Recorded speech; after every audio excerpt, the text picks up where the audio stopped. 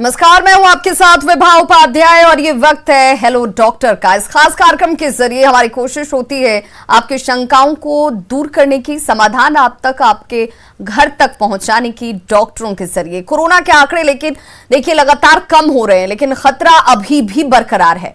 Black और white fungus के साथ बच्चों में हो रहे संक्रमण को लेकर अगर आपके पास कोई सवाल है, आपके जहन में कोई सवाल आपको परेशान कर रहा है या फिर कोई शंका है, तो आप हमें कॉल कर सकते हैं, क्योंकि हमारे इस खास कार्यक्रम हेलो डॉक्टर में एक्सपर्ट डॉक्टर्स की पूरी टीम मौजूद है जो आपके तमाम सवालों का जवाब देंगे। तो फिर देर किस बात की, उठाइए फोन, कॉल लगाइए और समाधान पाइए।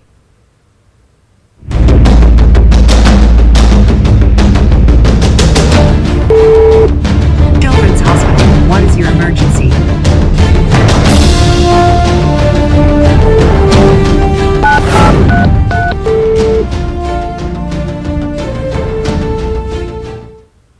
तो कहते हैं कि सही समय पर सही जानकारी और सही शख्स तक आपकी अप्रोच आपको किसी गंभीर समस्या में पहले से ही पड़ने से बचा लेती है, और इसीलिए सबसे मजबूत कड़ी है इस वक्त डॉक्टरों की सही जानकारी। और ये जानकारी देने के लिए हमने आज अपने गेस्ट पैनलिस्ट में जिन डॉक्टर्स की टीम को आमंत्रित किया है, उनका तारुफ मैं सबसे पहले आपसे कराती चलूं। डॉक्टर रीता चकोर, गायनेकोलॉजिस्ट एनएमसीएच पटना से हमारे साथ इस कार्यक्रम में लाइव जुड़ गई हैं। मैम, आपका बहुत बहुत स्वागत है। डॉक्टर शीला अवनीश, कार्डियोलॉजिस्ट हैं आईजीआईएमएस पटना के, आपका भी बहुत बहुत स्वागत है sir. Doctor Ratnesh Chaudhary, assistant professor हैं आईजीआईएमएस पटना में, सर आपका भी बहुत स्वागत। चूंकि अब हमारी पूरी चर्चा जो है इस वक्त उन नौनिहालों पर केंद्रित है जिन्हें लेकर हर तबका परेशान है, इस वजह से क्योंकि इनके ऊपर कोई आफत ना आए, इसलिए माता पिता पहले से सजग हो जाना चाहते हैं। माता पिता ये जानना चाहते हैं कि आखिर ऐसा क्या करें, ऐसी कौन सी आदतों को अपने घर में हम एक बार फिर से शुरू करें जिस वजह से बच्चे जो हैं वो सुरक्षित रहें और उन्हें बचाया जा सके किसी भी आने वाली अदृश्य बीमारी से, जिसका जिक्र लगातार किया जा रहा है। डॉक्टर रीता चकोर, मैं आपसे ही जानना चाहूंगी, आपके अनुभव के अनुरूप इस वक्त बच्चों के ऊपर जो एक अनहिडन सा जो प्रॉब्लम इस वक्त फेस करने की बात कही जा रही है, जो जानकार कह रहे हैं कि हो सकता है कि चूंकि अभी वही तबका जो है इस वक्त अफेक्टेड बहुत ज्यादा नहीं हुआ है, तो हो सकता है कि उनके ऊपर आने वाले वेव का असर हो। तो आखिर एक माता पिता अपने बच्चे को कैसे प्रोटेक्ट करें?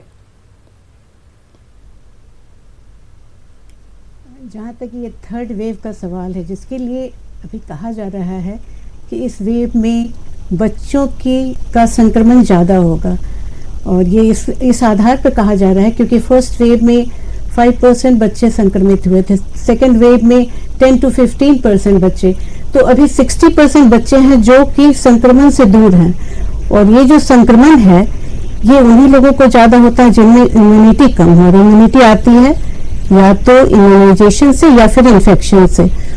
तो फिर चूंकि बच्चों की संख्या ज़्यादा है, इसीलिए कहा जा रहा है, हालांकि ऐसा कोई प्रूफ नहीं है कि बच्चे ही संक्रमित होंगे, लेकिन इस बार का जो वेव है वो शायद बच्चों को ज़्यादा संक्रमण करे।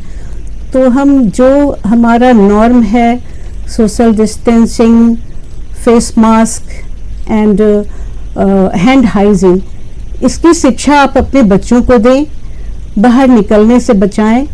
बच्चों को घर में रहने के लिए बहुत तरह की आप बातें बता सकती हैं, उनके लिए कुछ तरह का खेल इंडोर ये सब आप अरेंज कर सकते, जिससे कि लेकिन बच्चे बहुत कंप्लायंट होते हैं, वो आपकी बात सुनेंगे और समझेंगे अगर उन्हें अच्छी तरह समझाया जाए। तो hand washing, frequent hand washing उनको सिखलाइए, वो अपने बड़ों को भी बताएंगे कि इस तरह से करो और दूसरों को भी बताएंगे। और सोशल डिस्टेंसिंग और मास्क, ये तीनों सबसे इम्पॉर्टेंट फैक्टर है बच्चों को बचाने के लिए।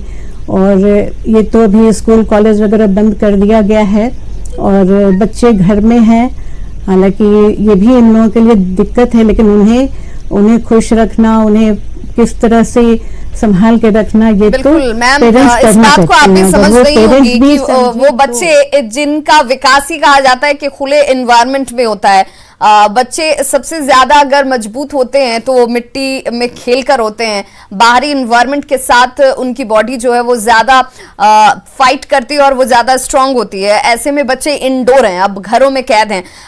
इन ऐसे हालात में बच्चों को दूसरी परेशानी ना हो, उससे कैसे बचेंगे ये भी जानेंगे। फिलहाल एक कॉलर हमारे साथ जुड़ के हैं, सुमन कुमार दरभंगा से। सुमन, आप अपना सवाल पूछिए। जी, मेरा 2 सवाल है जी। एक सवाल ये है कि मैं पिछले महीने में मैंने 27 तारीख को आरटीपीसी टेस्ट करवाया था तो पॉजिटिव निकल गया, ठीक है।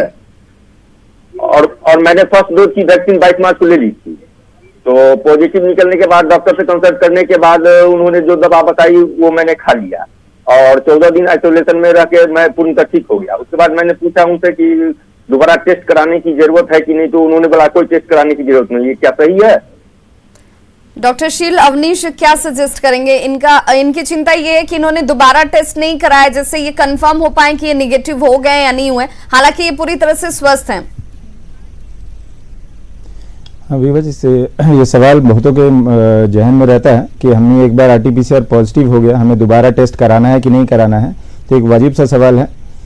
आज की गाइडलाइंस के हिसाब से अगर हम देखें तो दोबारा आरटीपीसीआर करके हमें निगेटिव करने की जरूरत नहीं है, बशर्ते कि अगर आप कोई हेल्थ केयर वर्कर है और आपको कहीं उस तरह की सर्विसेज देनी है। तो नॉर्मल पब्लिक के लिए अगर वो एसिम्प्टोमेटिक हो जाते हैं उसके 10 दिन के बाद हम उनको आरटीपीसीआर निगेटिव मान सकते हैं। इसीलिए इसमें इनकी जो असमंजस है कि मुझे आरटीपीसीआर दोबारा कराना है, उसकी आवश्यकता नहीं है। अगर आप बिल्कुल सिम्टम फ्री हैं, आपका फीवर या सैचुरेशन इस तरह की कोई लक्षण नहीं है, तो आप अपने आप को कोविड निगेटिव मान सकते हैं, बशर्ते कि 14 दिन आपका क्वारंटाइन पीरियड हो गया है। और दूसरा, आपका जो सेकंड डोज इम्यूनाइजेशन की बात है, उसको भी आप जब से आप कोविड पॉजिटिव हैं उसके 1 महीने के बाद ले सकते हैं, क्योंकि अगर आपका वो सेकंड डोज का टाइम भी आ जाता है तो उस शेड्यूल को मिस नहीं करना है, क्योंकि वैक्सीनेशन आपको कराना है डिस्पाइट कि अगर आपको कोविड इन्फेक्शन हो गया है। तो इस 2 चीज को हमको ध्यान रखना, एक तो वैक्सीनेशन हमारा समय पे हो, बशर्ते कि हमें कोविड का लक्षण नहीं है, और दूसरा आरटीपीसीआर आज के डेट में हमें करा के निगेटिव प्रूव करने की जरूरत नहीं है। अगर हम एसिम्प्टोमेटिक हैं, 10 दिन के बाद हमारे अगर कोई लक्षण नहीं दिखते तो हम अपने आप को आरटीपीसीआर निगेटिव कंसीडर कर सकते हैं। बिल्कुल, तो देखिए अब आपको बिल्कुल परेशान होने की जरूरत नहीं है। अगर आपके अंदर कोई सिम्टम्स नहीं है, आप खुद फिट महसूस कर रहे हैं, तो आरटीपीसीआर रिपोर्ट के जरिए निगेटिव उसे जांचने की आवश्यकता आपके लिए तो कम से कम नहीं है। हमारे साथ एक कॉलर पटना से जुड़ चुकी हैं, देविका। देविका, आप अपना सवाल पूछिए।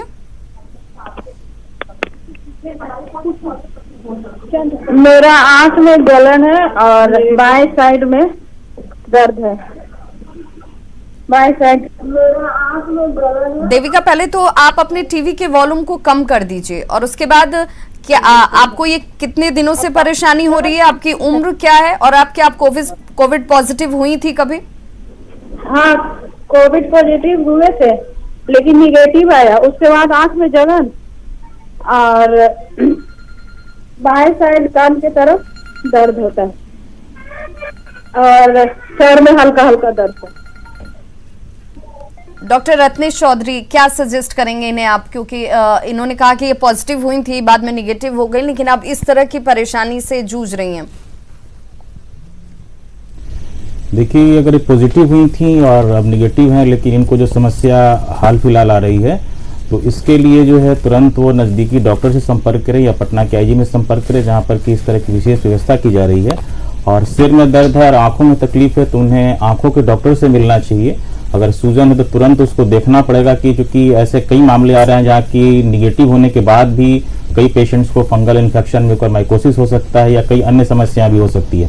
हो सकता है इनको पहले से भी समस्या रही हो, साल 2 साल पहले, 6 महीना पहले से भी रही हो, उसकी भी पूरी जांच करवानी पड़ी कि ऐसा क्यों हो रहा है। लेकिन ये कोरोना के बाद ये बता रही है तो काफी संभावना है कि स्थानीय जो वहाँ लोकल जो इन्फेक्शन हो सकता है इनको म्यूकोरमाइकोसिस। इसमें घबराने की बात नहीं है, हाँ ये सजग होने की बात है। इसलिए इनसे निवेदन होगा कि ये तुरंत जो है कोई नजदीकी जो हॉस्पिटल है, जो स्पेशलाइज्ड डॉक्टर्स हैं, वहां जाके मिले और वहां पर इनकी समस्या का समाधान किया जा सकता है। साथ ही साथ इनको जो है अपने प्रॉपर जो हाइजीन है उस पर व्यवस्था उनको ध्यान देना होगा। उनके अपने हाथ और जो चेहरे है उसको लगातार साफ करते रहने होंगे। लेकिन तात्कालिक उपाय यही कि इनको अगर समस्या है तो तुरंत जो है स्थानीय डॉक्टर या कोई भी नजदीकी विशेषज्ञ से मिले, ताकि वो बेहतर उनकी देखभाल करें साथ ही साथ वो किसी विशेषज्ञ जो स्पेशलाइज हॉस्पिटल है, खासकर जो फंगस वाला है, जो क्योंकि सरकार ने जो है इसको एक डिजीज घोषित कर दिया है, तो स्थानीय रूप से जो भी विशेषज्ञ डॉक्टर है उनसे ये जरूर मिले, विशेष रूप से आंखों के डॉक्टर से। बिल्कुल। तो देविका, आप जो डॉक्टर रत्नेश बता रहे हैं, आप इसके अनुरूप जरूर अपना टेस्ट करवा लें। ये आपकी सुरक्षा के लिए बहुत जरूरी है, आपको किसी तरह की परेशानी ज्यादा ना उठानी पड़े, इसके लिए बहुत जरूरी है। हमारे साथ एक कॉलर जोड़ के आए हैं जमुई से, नीरज, आप अपना सवाल पूछें। ये जैसे मुझे सर्दी खांसी है, ठीक ना, तो मैं वैक्सीन करवा सकता हूँ क्या? तो जहां तक जानकारी कहती है, या फिर इससे पहले भी वैक्सीनेशंस को लेकर स्थितियां हमेशा यही रही हैं कि अगर आप इस तरह के किसी वायरल फ्लू या फिर सर्दी खांसी से जूझ रहे हैं तो उस दौरान वैक्सीनेशन से आपको बचना चाहिए। फिर भी मैं चाहूंगी कि रीता चकोर, आप इन्हें क्या गाइड करेंगी? ये जानना चाह रहे हैं कि क्या अभी इस वक्त उन्हें वैक्सीनेट होना चाहिए या नहीं होना चाहिए? उन्हें सर्दी खांसी हुई है तो पहले उसके लिए उन्होंने टेस्ट कराया या ही नहीं?